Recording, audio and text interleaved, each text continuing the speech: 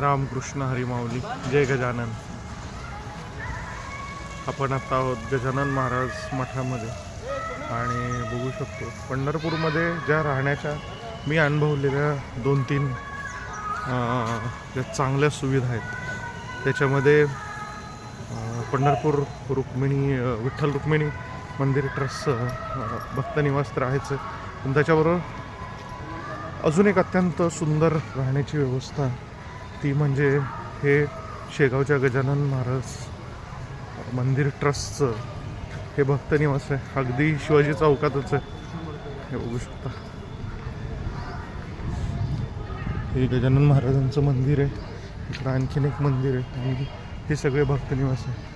अगदी कमी किंवा खूप तुरळक असे देणगी म्हणून हे पैसे घेतात आणि पण त्याची स्वच्छता आणि बाकीच्या सुविधा जर बघितल्या तर एखाद्या लॉजला देखील लाजवेल.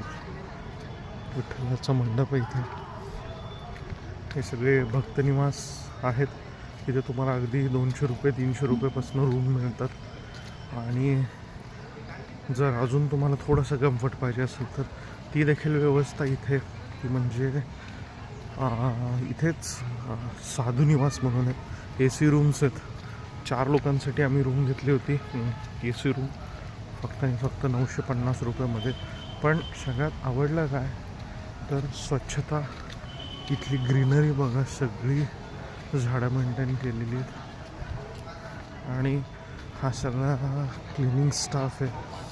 इथे प्रसादालयाच्या समोरच अगदी बघू शकतो हे प्रसादालय आणि एकदम कमी दरामध्ये इथं नाश्ता देखील आहे. पोहे 10 रुपये, उपमा 15 रुपये, काहीतरी चहा कॉफी परत 10 रुपये.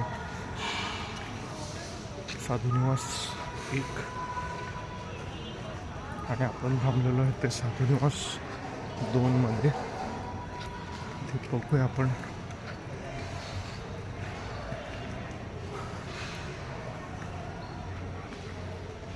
एवढा क्लिनिंग स्टाफ, हाऊस कीपिंगचं डेकोरेशन पण. ही लॉबी दिसते, सगळे फुलं. त्यानंतर उत्तम अशी सोय. विशेष म्हणजे लिफ्ट्स पण आहे, कॉरिडॉर आहेत.